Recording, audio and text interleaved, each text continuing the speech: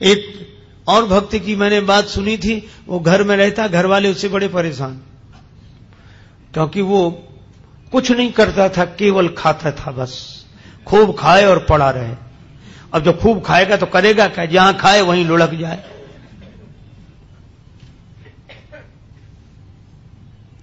घर वालों ने कहा निकल जाओ यहां से, 2-2.5 सेर खाते हो एक बार में बैठकर, काम कुछ करते नहीं। बेचारा अब जाए कहां। सो एक महात्मा दिखाई दिए मंदिर के बाहर बैठे। महात्मा बड़े तंदुरुस्त थे, महात्मा होते ही प्रसन्न, अपना मस्त।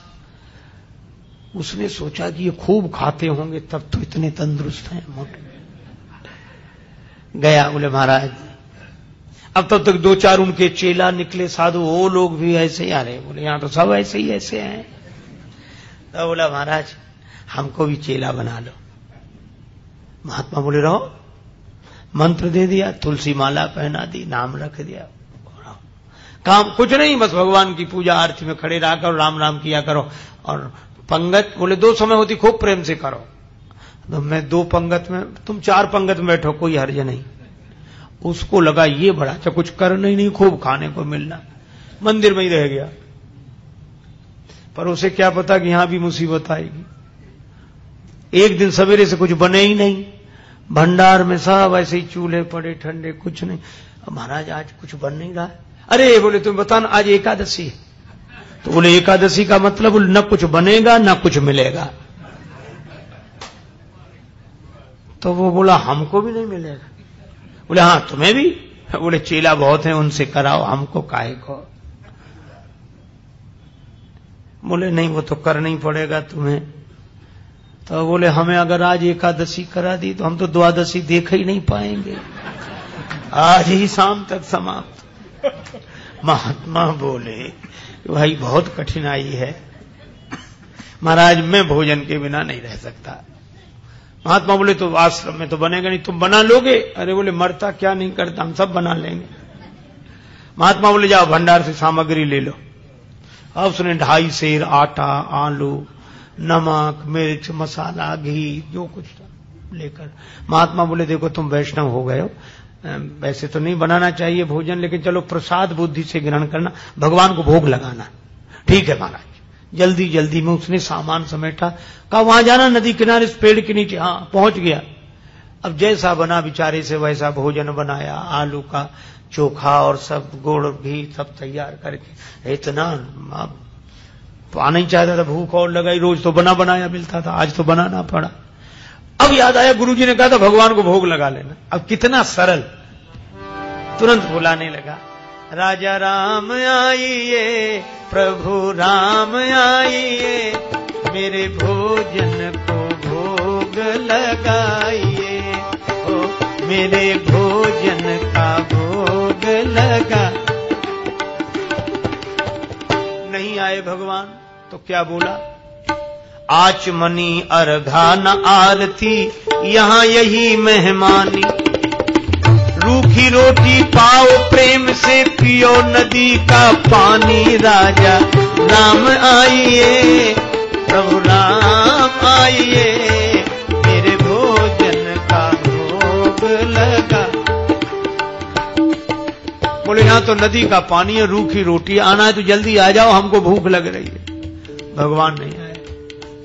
तो बोला पूड़ी और पकौड़ी भगवान सेवक ने न बनाई, और मिठाई तो है ही नहीं। फिर भी नहीं आए भगवान। तो एक सरलता से बात कही, उस पर रीझ गए प्रभु। बोले सुनो, हम समझ गए आप इसलिए नहीं आ रहे कि रूखी रोटी खाने काहे को जाए, नदी का पानी, मंदिर में तरह तरह के व्यंजन मिलेंगे। तो बोला भगवान उस धोखे में मत रहना, वहां से तो जान बचा के हम ही आए। भूल करोगे यदि तज दोगे, भोजन रूखे सूखे, एकादशी आज मंदिर में बैठे रहोगे भूखे, राजा राम आइए, प्रभु राम आइए, मेरे भोजन का भोग लगा। मंदिर में एकादशी है तो यहीं आ जाओ।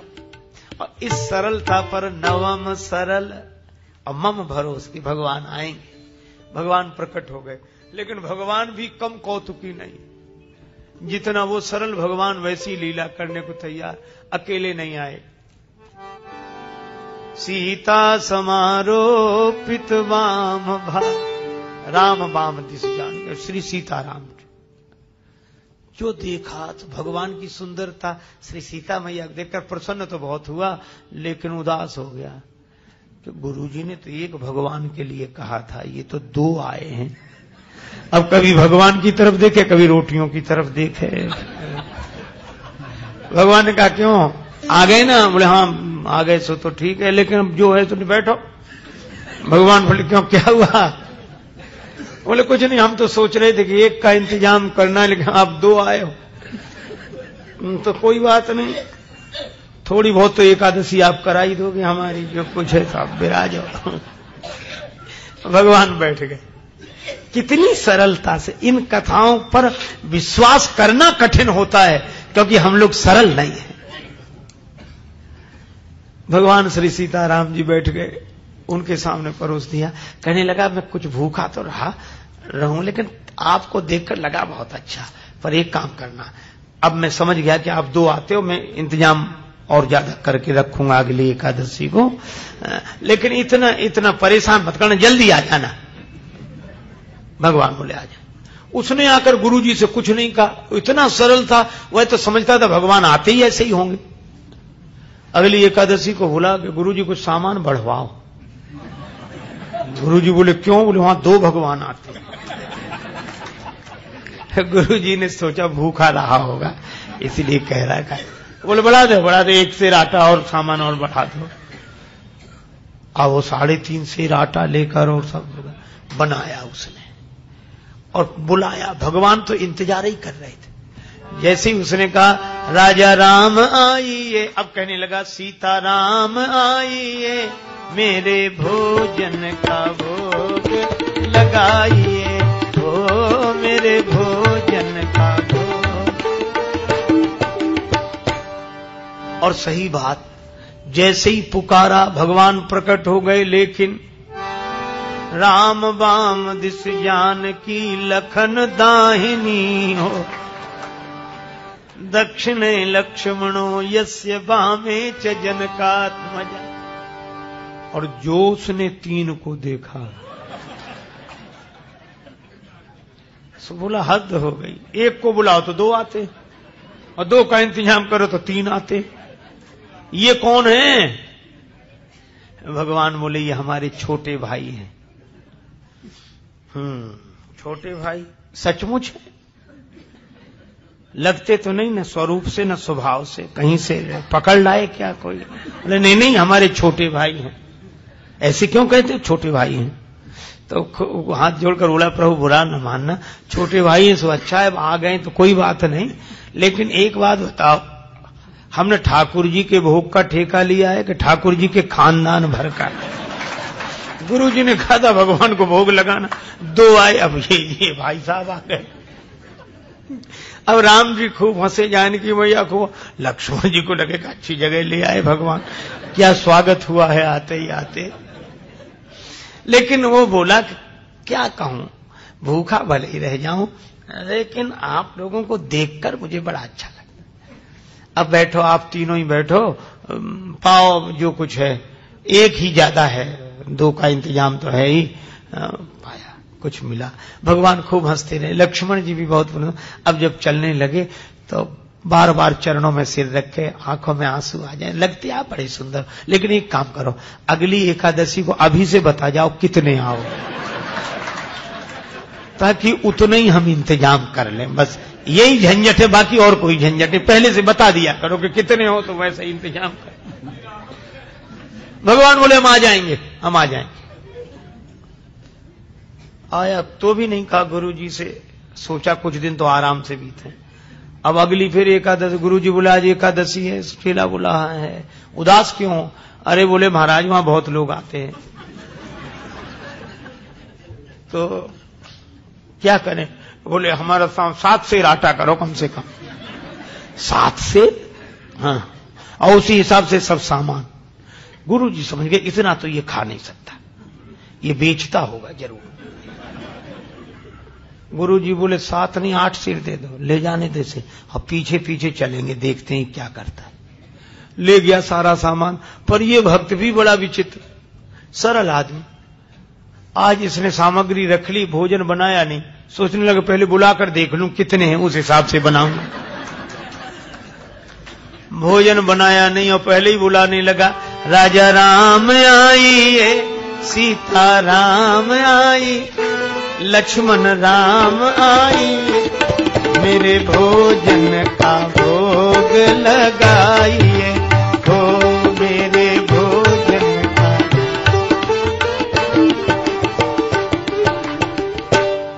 जब जंगल में भक्त ने कीनी प्रेम पुकार, तब ता क्षण में प्रगट भो दिव्य राम दरबार। जो पुकारा तो भगवान श्री सीताराम जी, भरत जी, लक्ष्मण जी, शत्रुघ्न जी, हनुमान जी साहब। और जो इसने देखा सो बोला जय हो जय हो। लेकिन एक बात सुन लो, क्या? एक को बुलाए तो 2 आए, 2 का इंतजाम किया तो 3 आए। आज तो हद कर दी साहब इकट्ठे। लेकिन हमारी भी बात सुन लो, क्या हमने भोजन बनाया ही नहीं, वो रखा सामान, सो बनाओ और खाओ। भगवान बोले क्यों, तुम क्यों नहीं बनाते? बोले जब हमें मिलने ही नहीं है तो बनाने से क्या लाभ, आप ही बनाओ और पाओ।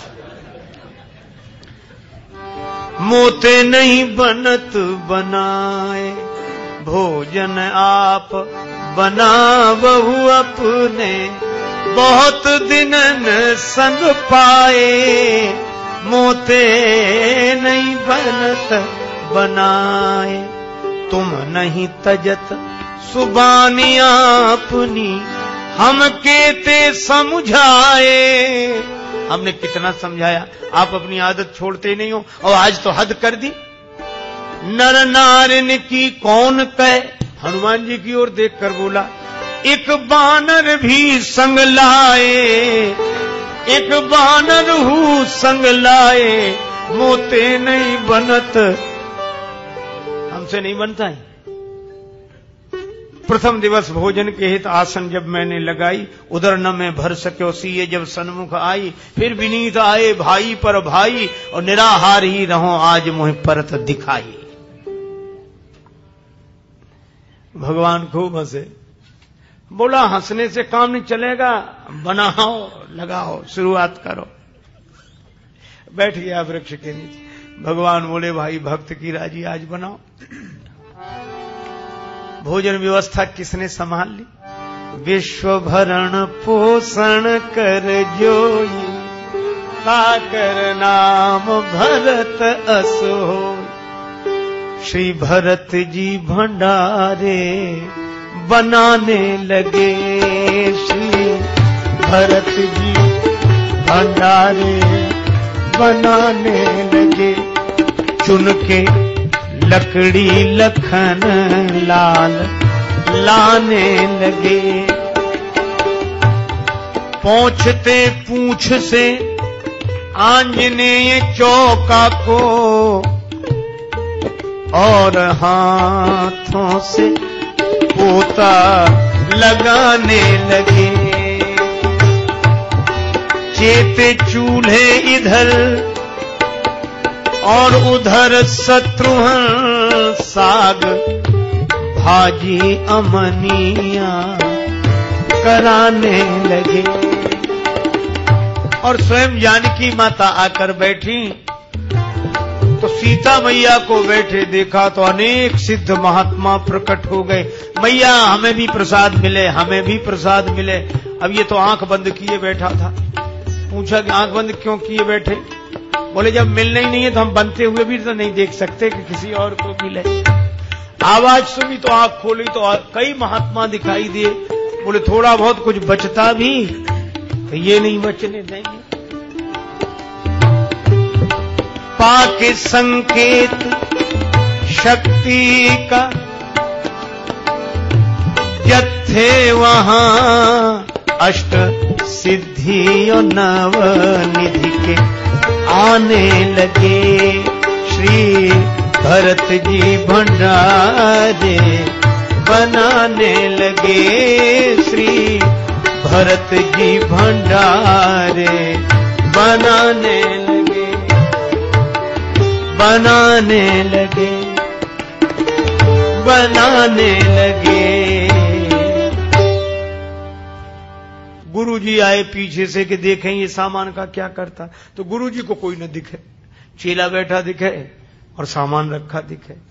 गुरुजी आए, बच्चा क्या हो रहा है? बोले गुरुजी भले आए, देखो कितने भगवान मेरे पीछे लगा दिए आपने, इतने बैठे। गुरुजी बोले हमें तो कोई नहीं दिख रहा, सामान दिख रहा है, तुम दिख रहे हो। अब भगवान मुस्कुराए तो रोकर बोला कि ये दोहरी मुसीबत है। एक तो गुरुजी ने तो करा नहीं पाई, आज आपने हमारी पूरी एकादशी करा दी और उस पर भी गुरुजी को पता नहीं लगने दे रहे हो। इनको भी दिखो। भगवान बोले उन्हें नहीं दिखेंगे। क्यों नहीं दिखोगे? वो तो हमारे गुरुजी हैं, हम तो कुछ नहीं जानते, वे तो सब कुछ जानते हैं, इतने महान हैं। भगवान ने कहा इसमें कोई संदेह नहीं, तुम्हारे गुरु बहुत महान है, तुम्हारे गुरु बहुत योग्य विद्वान हैं, भजनानंदी हैं, फिर भी मैं उन्हें नहीं दिखूंगा, तुमको ही दिखूंगा। तुम पूरी तरह अयोग्य तो भी। क्यों, आखिर क्या बात है? बोले तुम्हारे गुरुजी में सब विशेषताएं हैं, लेकिन जितने सरल तुम हो वो सरल नहीं है, और मैं तो सरल के लिए सरलता से मिलता हूं। नवम सरल सब सन छलहीना। गुरुजी ने पूछा कि क्या बात है, तो चेला बोला भगवान ऐसे कह रहे हैं कि आप सरल नहीं हो। और गुरुजी को इस बात पर रोना आ गया कि सचमुच सब कुछ जीवन में मिला, लेकिन सरलता नहीं मिली, और जिससे भगवान मिलते थे वही नहीं मिला। और गुरुजी भाव विवल होकर रोने लगे तो भगवान प्रकट हो गए और उनको दर्शन दिया। भगवान तो इस सरलता पर रीझते हैं, इसलिए भगवान ने कहा नवम सरल सब सन छलहीना, मम भरोस ही हरस न दीना।